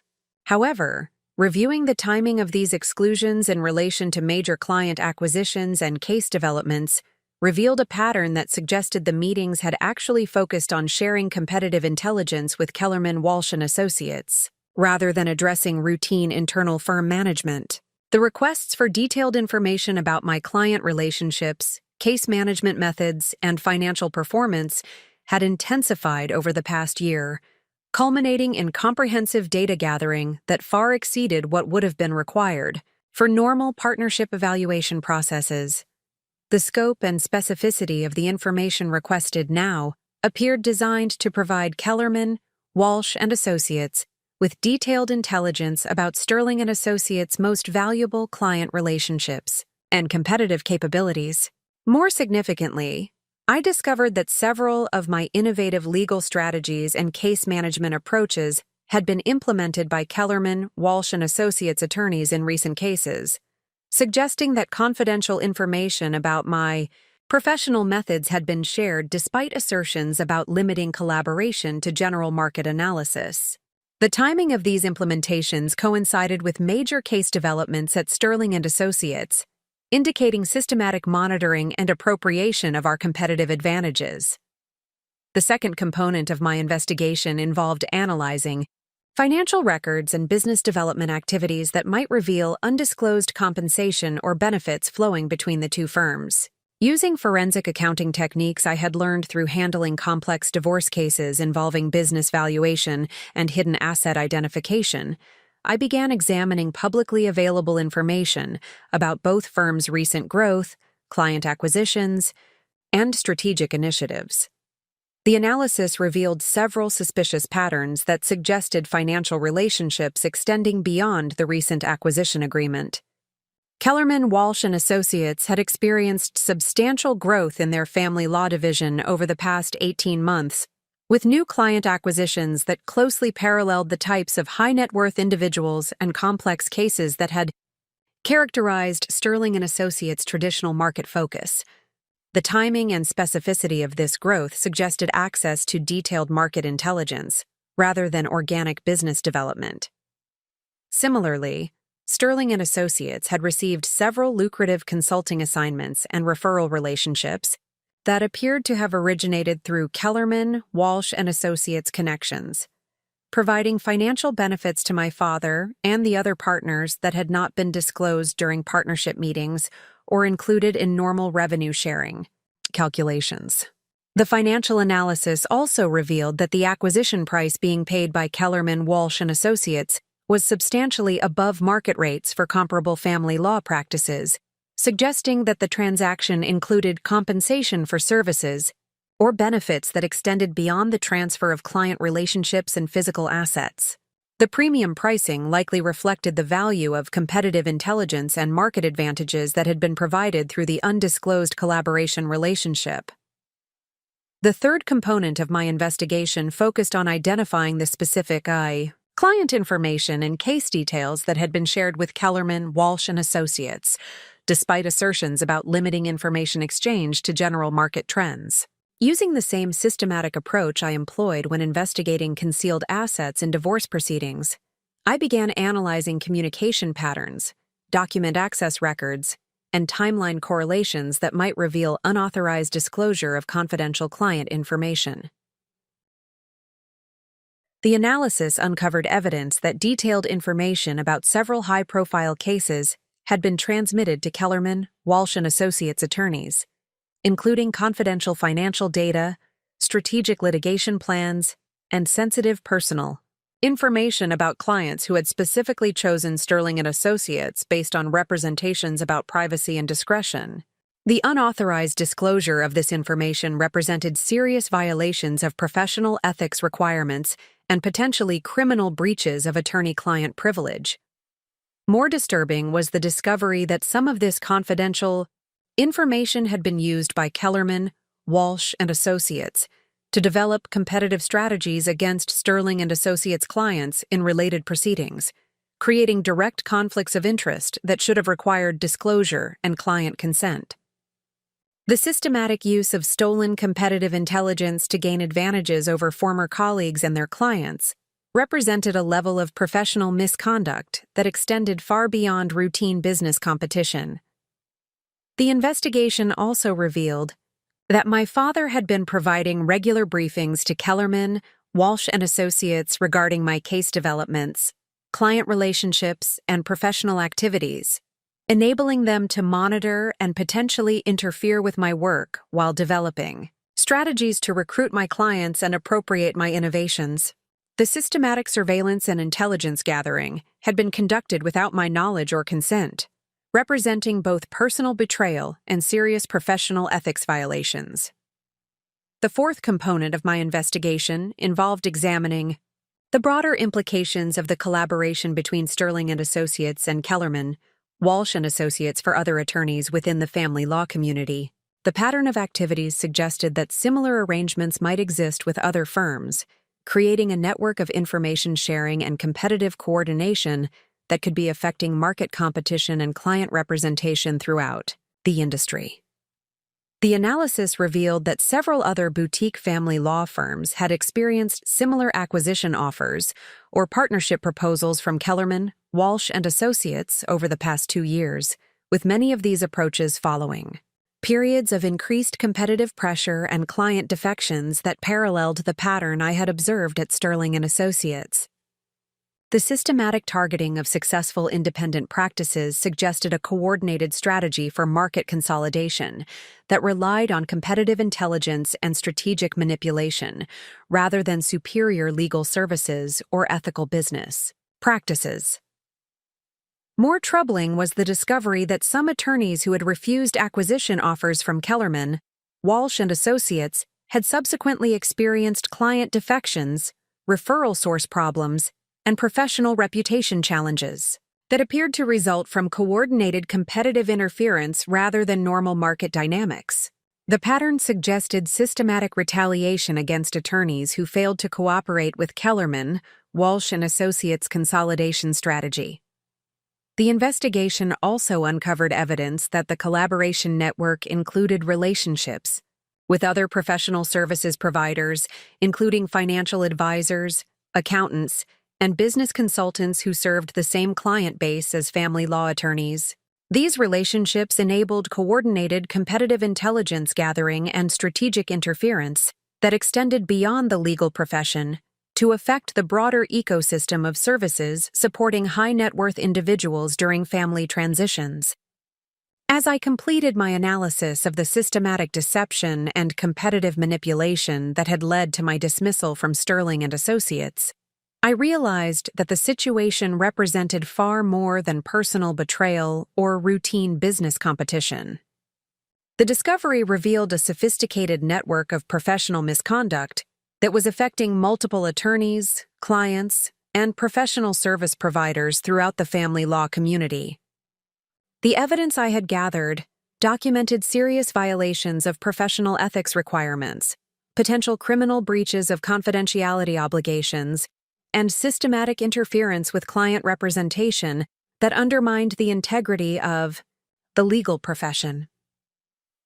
The scope and sophistication of these activities suggested that effective response would require not only protecting my own professional interests, but also addressing the broader threat to ethical standards and competitive fairness within the family law market. The strategic response I was developing would need to address multiple objectives simultaneously: protecting clients who had been affected by unauthorized disclosure of confidential information, documenting professional misconduct for appropriate disciplinary authorities, preserving evidence of systematic competitive interference, and establishing sustainable competitive advantages for my independent practice that could not be undermined through continued intelligence gathering and strategic manipulation. The investigation had revealed that my father's betrayal was part of a much larger pattern of professional misconduct that required comprehensive response rather than simply accepting the dismissal and moving forward with independent practice. The evidence suggested that failure to address these systematic problems could result in continued interference with my practice and ongoing harm to other attorneys and clients who were being affected by the collaborative network's activities. The comprehensive investigation into the systematic professional misconduct surrounding my dismissal from Sterling and Associates had revealed a network of ethical violations that required sophisticated strategic response, extending far beyond traditional competitive business planning. The evidence documented serious breaches of attorney-client privilege, coordinated competitive interference, and systematic market manipulation that threatened the integrity of family law practice throughout the region. Developing an effective counter-strategy required addressing multiple interconnected objectives while maintaining strict adherence to professional responsibility requirements that would distinguish my approach from the unethical tactics employed by the collaborative network. The strategy needed to protect affected clients, document misconduct for appropriate authorities, establish sustainable competitive advantages for Sterling Legal Solutions, and potentially reform industry practices that enabled such systematic violations of professional standards. The foundation of my counter-strategy was what I designated the Ethical Excellence Protocol, a comprehensive framework that would transform the competitive disadvantages created by my exclusion from Sterling and Associates into sustainable advantages based on superior professional standards, innovative service delivery, and uncompromising commitment to client interests. The protocol recognized that clients who valued integrity and competence would ultimately choose representation based on demonstrated ethical leadership rather than institutional size or market manipulation capabilities. The first component of the Ethical Excellence Protocol involved developing what I termed transparency architecture for Sterling Legal Solutions that would provide unprecedented client access to case information, strategic decision-making processes, and fee structure justification. This approach directly contrasted with the secretive collaboration and hidden conflicts of interest that characterized the relationship between Sterling and Associates and Kellerman, Walsh and Associates. The transparency architecture included comprehensive client education programs that would help individuals understand their legal rights, realistic case outcome expectations, and the strategic reasoning behind recommended approaches to their family law challenges. Rather than maintaining professional mystique that kept clients dependent on attorney guidance, this educational approach would empower clients to make informed decisions while building trust through demonstrated expertise and honest communication. The client portal technology I had developed for Sterling Legal Solutions would provide secure access to all case documents, correspondence with opposing counsel, court filings, and strategic planning materials that affected client representation.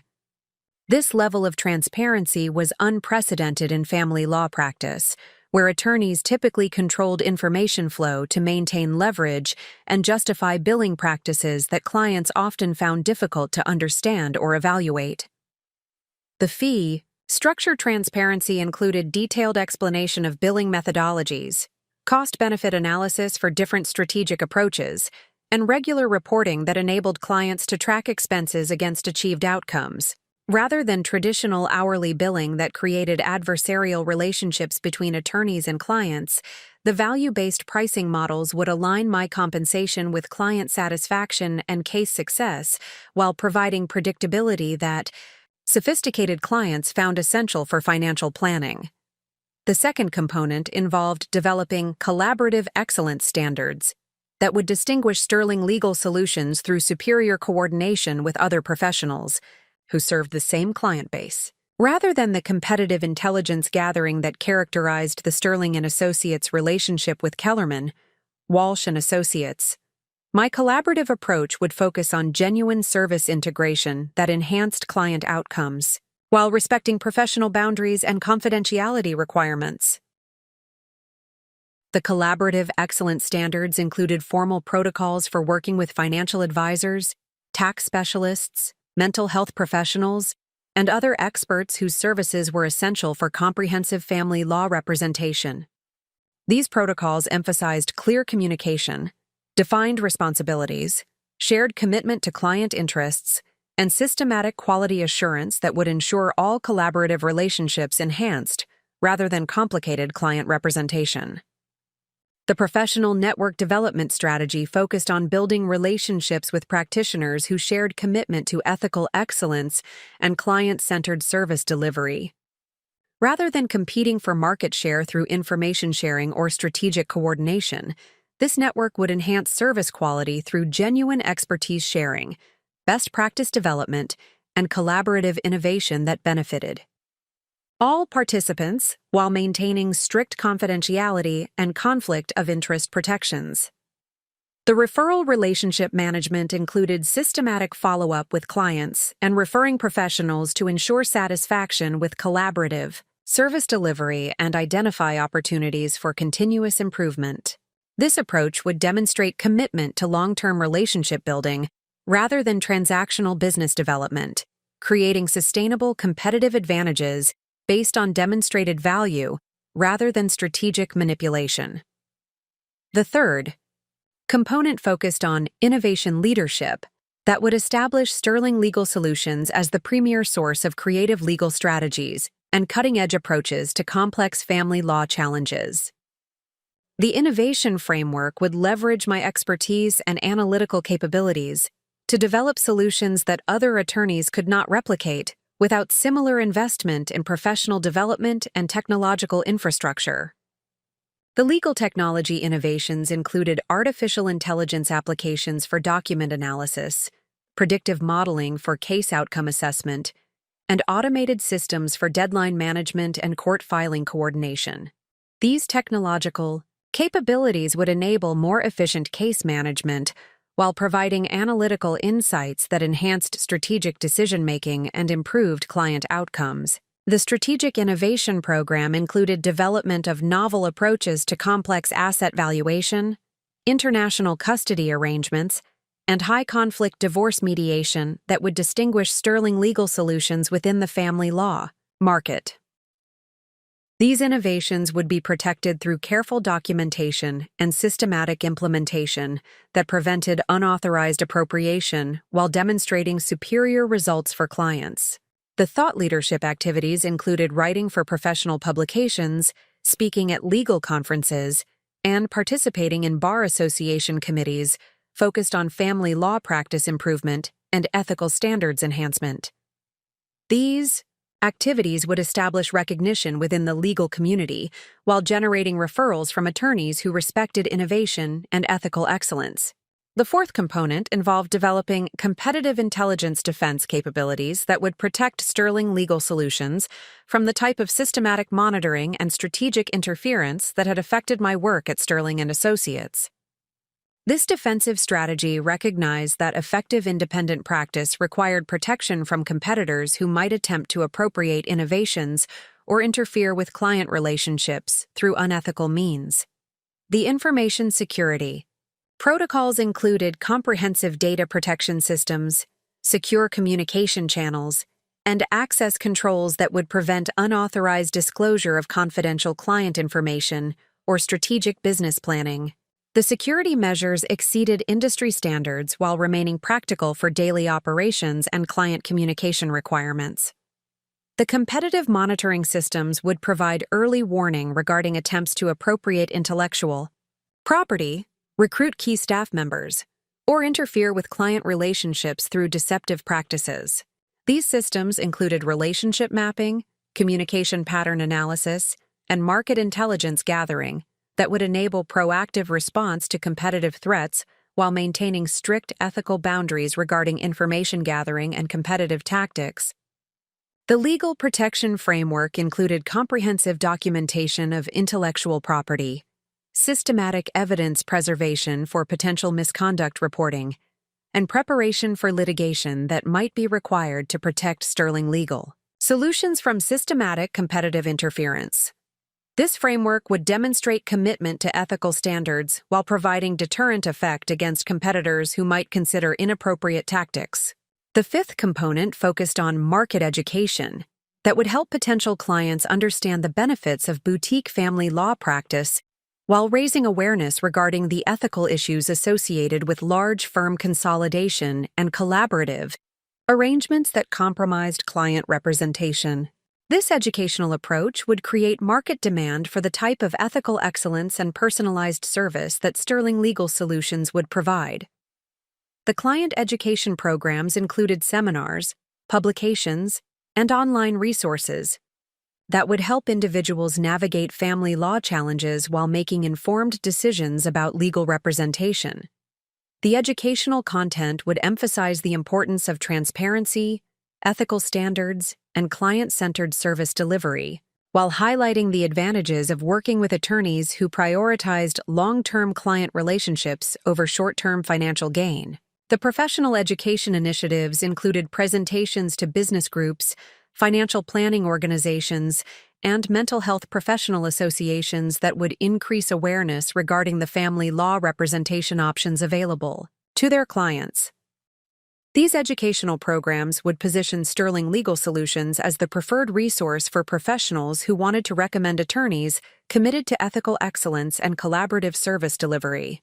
The industry reform advocacy included participation in bar association initiatives focused on improving professional responsibility standards, enhancing client protection requirements, and preventing the type of systematic misconduct that had affected Sterling & Associates and other firms throughout the region. This advocacy would demonstrate leadership in professional standards while creating industry changes that would benefit all ethical practitioners. The sixth component involved developing evidence documentation protocols that would systematically preserve information regarding the professional misconduct I had discovered while ensuring compliance with all applicable legal and ethical requirements for reporting such violations to appropriate authorities. This documentation strategy would protect both my professional interests and the broader integrity of the legal profession. The misconduct documentation included systematic preservation of evidence regarding unauthorized disclosure of confidential client information, coordination of competitive interference activities, and systematic market manipulation that violated professional responsibility requirements. The documentation would be maintained in formats that could support formal complaints to state bar associations and potential civil litigation if necessary to protect affected clients and attorneys. The client protection measures included comprehensive review of all cases that had been affected by unauthorized information sharing, notification protocols for clients whose confidential information had been compromised, and remedial actions that would address any harm that had resulted from professional misconduct. These measures would demonstrate commitment to client interests while providing foundation for formal misconduct reporting. The industry protection initiatives included preparation of detailed reports regarding systematic professional misconduct that could be shared with bar associations, attorney general offices, and other regulatory authorities responsible for maintaining professional standards within the legal community. These reports would provide comprehensive analysis of the collaborative network's activities while recommending policy changes that would prevent similar violations in the future. The seventh component focused on sustainable growth planning that would enable Sterling Legal Solutions to expand its impact and market presence while maintaining the ethical standards and personalized service quality that would distinguish the practice from competitors who prioritized volume over value. The growth strategy would emphasize selective client development, strategic staff expansion, and innovation leadership that enhanced rather than compromised service excellence. The client development strategy included systematic relationship building with referral sources who shared commitment to ethical excellence and client-centered service delivery. Rather than competing for market share through price reduction or marketing manipulation, the growth approach would focus on demonstrating superior value through case outcomes, client satisfaction, and professional reputation that generated sustained referral relationships. The staff development program included recruitment and training of paralegals, legal assistants, and administrative personnel who possessed both technical competence and ethical commitment that would support the firm's standards and service objectives. The staff development would emphasize professional growth opportunities, collaborative decision-making, and shared commitment to client interests that would create sustainable competitive advantages through superior human resources.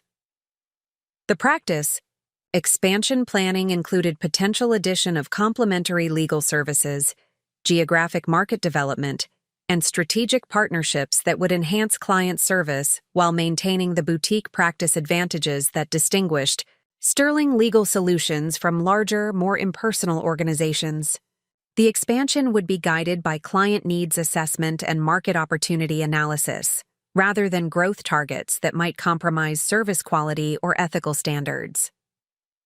As I completed development of the comprehensive counter-strategy that would guide Sterling Legal Solutions through the competitive challenges and market opportunities created by my departure from Sterling & Associates, I realized that the systematic professional misconduct I had discovered had actually provided the foundation for building something far more valuable than I had originally envisioned. Rather than simply establishing successful independent practice that would compete effectively with Sterling & Associates and Kellerman, Walsh & Associates, the Ethical Excellence Protocol would enable Sterling Legal Solutions to become a model for family law practice that could influence industry standards while serving clients who valued integrity, innovation, and authentic professional relationships over institutional efficiency and market manipulation.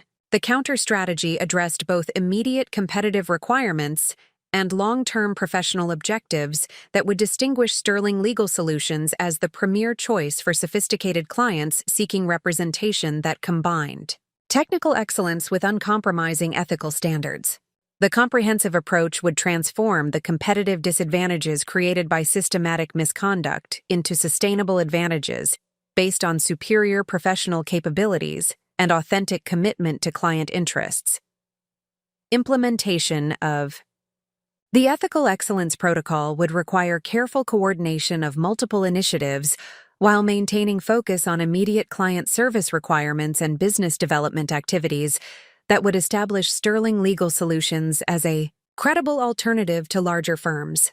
The strategy provided framework for sustainable growth while ensuring that expansion would enhance, rather than compromise, the ethical leadership and personalized service that would distinguish the practice within the family law market.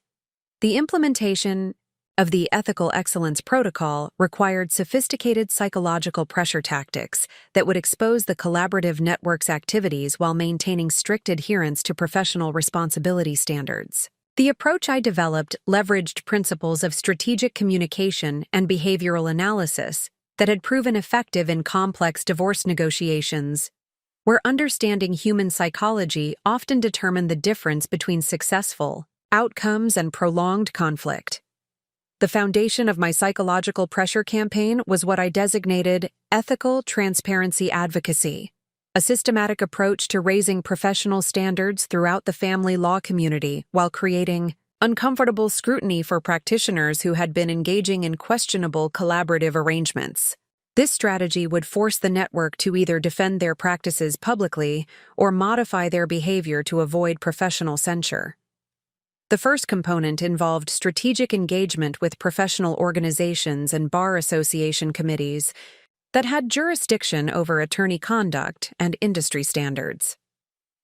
Rather than filing immediate formal complaints that might be dismissed as competitive retaliation, I began participating in broader discussions regarding professional responsibility, enhancement, and client protection improvement that would create institutional pressure for higher ethical standards. My initial presentation to the State Bar Association's Family Law section focused on emerging challenges related to firm consolidation and the potential for conflicts of interest when large organizations acquired boutique practices that had been serving overlapping client bases.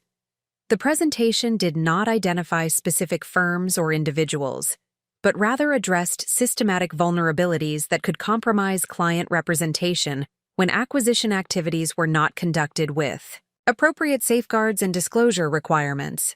The presentation included detailed analysis of professional responsibility obligations during firm transitions, emphasizing the importance of maintaining confidentiality protections and avoiding conflicts of interest that could arise when competitors gained access to sensitive client information through acquisition or collaboration arrangements. The analysis highlighted recent ethics opinions and disciplinary actions from other jurisdictions that had addressed similar concerns, creating educational content that implicitly challenged the practices I had observed. The response from the key Bar Association audience was immediate and engaged, with several attorneys raising questions about specific scenarios that suggested they had observed similar concerning activities within their own practices or professional networks. The discussion revealed that the systematic misconduct I had discovered was not isolated to Sterling and Associates and Kellerman, Walsh and Associates, but represented broader industry problems that required comprehensive regulatory attention. More importantly, the presentation established my credibility as a thought leader regarding professional responsibility issues, while creating institutional momentum for enhanced oversight of firm acquisition activities and collaborative arrangements that might compromise client interests. The Bar Association leadership requested that I prepare a comprehensive report analyzing these issues for distribution to the broader legal community, providing a platform for systematic pressure on firms engaged in questionable practices. The second component involved strategic communication with clients and professional contacts that would increase awareness regarding the importance of transparency and ethical standards in attorney selection, while creating market pressure for higher professional conduct. This educational approach was designed to empower clients to make informed decisions about legal representation, while generating competitive disadvantages for firms that relied on information asymmetry and client ignorance to maintain problematic practices. I developed a comprehensive client education seminar titled Protecting your interests during family law proceedings. Understanding your rights and evaluating attorney performance.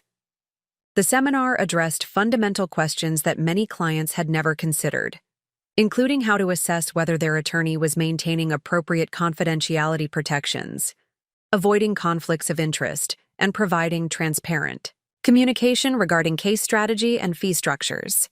The educational content included specific guidance regarding warning signs that might indicate problematic attorney conduct, such as reluctance to provide detailed explanations of legal strategies, resistance to client requests for case file, access, unclear fee arrangements, or evidence that confidential information was being shared with unauthorized parties. The guidance empowered clients to actively monitor their representation while creating accountability pressure for attorneys who might otherwise operate with minimal oversight.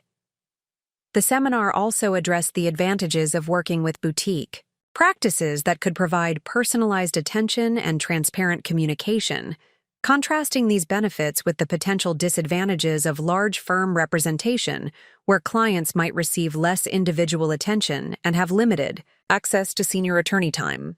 This educational approach was factually accurate and ethically appropriate while creating market awareness that would benefit Sterling Legal Solutions and other ethical practitioners. The response to the client education seminars exceeded expectations, with attendance growing from initial sessions that served 20 participants to programs that regularly attracted over 100 individuals seeking guidance regarding attorney selection and family law proceedings. The participants included not only individuals currently facing divorce or custody challenges, but also financial advisors, mental health professionals, and business consultants who wanted to provide better guidance to their clients regarding legal representation options. Up next, you've got 2 more standout stories right on your screen. If this one hit the mark, you won't want to pass these up. Just click and check them out. And don't forget to subscribe and turn on the notification bell so you don't miss any upload from us.